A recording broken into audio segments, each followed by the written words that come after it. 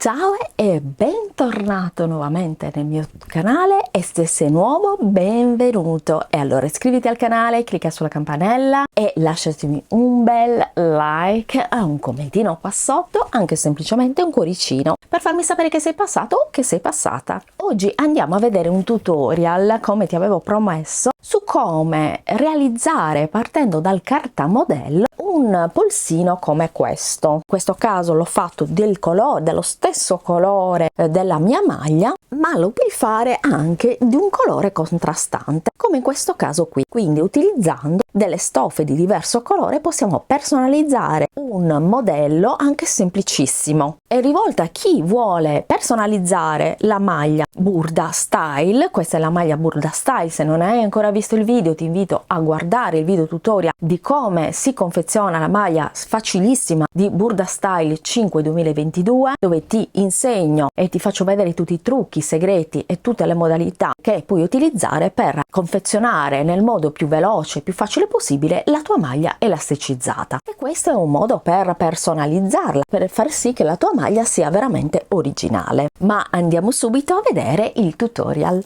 Per creare il mio polsino ho bisogno di questa distanza, di un righello patchwork, di un righello lungo, di una matita, di una gomma, di un foglio, di un righello a nastro. Devo prendere questa distanza, questa qui, che nel mio caso è 26 cm, ovviamente varia. Devo squadrare il foglio col mio righello da sarto, in questo modo, e segnarmi 26 cm nel mio caso nel foglio. Mi segno la perpendicolare in questo modo, mi segno 26 cm che è la lunghezza che ho preso precedentemente e qua ho preso 16 cm nel mio caso. Ho voluto farlo alto in questo modo, congiungo i due punti con la mia matita, 8 cm è la metà e mi segno la metà proprio del mio polsino, quindi 8 cm. Unisco con il mio righello le linee che ho appena preso, quindi la metà del mio polsino, eccolo qui, e lo devo mettere 2 volte sulla stoffa.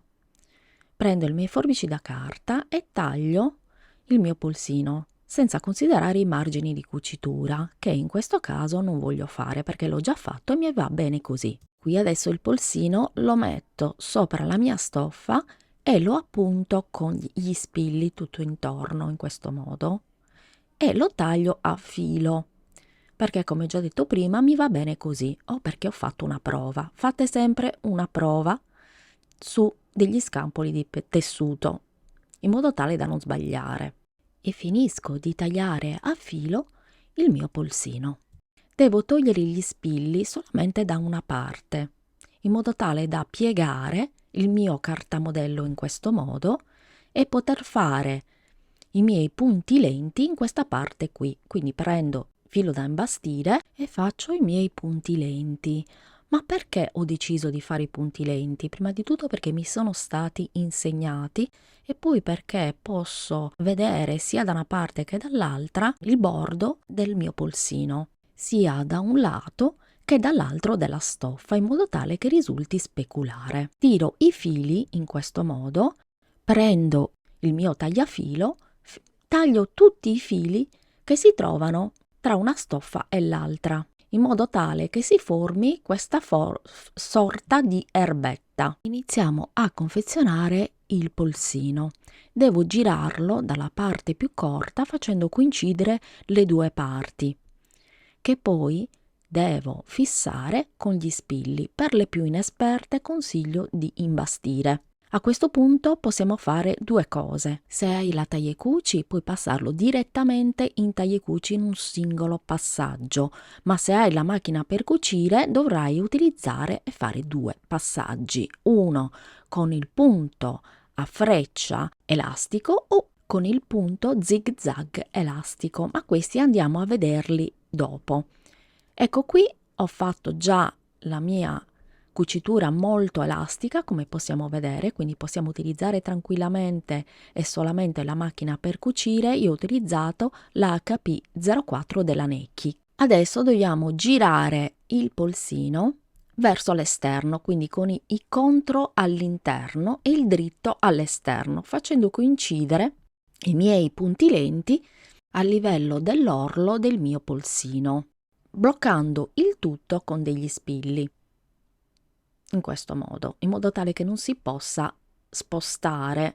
Ora devo montare il pulsino alla manica, quindi prendo la manica che è al dritto, come possiamo vedere, e devo inserire il mio polsino all'interno, in questo modo, dritto contro dritto, inserendo il mio polsino, facendo coincidere la parte aperta, non rifinita del polsino, con la parte del polsino appunto della mia maglia. Faccio coincidere le due cuciture sia del polsino che della maglia l'una con l'altra e mi fisso il tutto con lo spillo e poi metto gli spilli tutti intorno in modo tale da bloccare il tutto. Anche in questo caso ho due opzioni possibili. Uno, se ho la taglia e cuci posso passare direttamente il tutto e cucire direttamente in taglia e cuci in un solo passaggio, oppure se non la posseggo posso utilizzare la macchina per cucire il tutto. E in questo caso farò in questo modo come ti faccio vedere. Utilizzo la HP04 della Necchi che trovi nel sito neckishop.com. Ho utilizzato il punto 03, che è questo qui, che è un punto elastico, detto anche punto fulmine. L'ago che ho messo è un ago stretch 9014. Posso togliere il braccio libero e inserire così più facilmente all'interno il mio polsino. In questo modo sarà molto più facile cucire il braccio libero ed avere uno strumento molto utile quando devi cucire. Come possiamo vedere, il punto viene molto bene ed è un punto elastico che non si strapperà utilizzando la macchina. Ho tagliato il bordo bello dritto e adesso rifiniamo questa parte che è rimasta senza essere rifinita. Mettiamo il punto 05 punto triplo elastico utilizzando questi parametri. Come possiamo vedere, il punto è uscito veramente perfetto, è assolutamente elastico, quindi il punto non si strapperà e rimarrà bello teso. Rigiro il mio polsino verso l'esterno, la cucitura è venuta benissimo ed è assolutamente elastica, come possiamo vedere. Devo eliminare i miei punti lenti con le pinzette. Faccio questo metodo da tantissimi anni perché mi viene veramente molto più facile e più veloce. I miei polsini sono pronti, devo semplicemente stirarli in modo tale da appiattire tutte le cuciture e renderlo super professionale e posso indossare orgogliosamente la mia maglia. Se vuoi approfondire con me le tue competenze sartoriali, puoi prendere un appuntamento in privato, quindi scrivimi o lasciami un messaggio su WhatsApp. Non accetto le chiamate ma solamente i messaggi e ti lascio tutti i link sotto, oppure mi scrivi un'email a cristianacarpentieri@hotmail.com e ti invito anche ad andare a visitare il mio sito cristianacarpentieri.it. Io ti mando un grande bacio sartoriale ma soprattutto terapeutico, perché il cucito è anche terapia. Ciao e al prossimo video!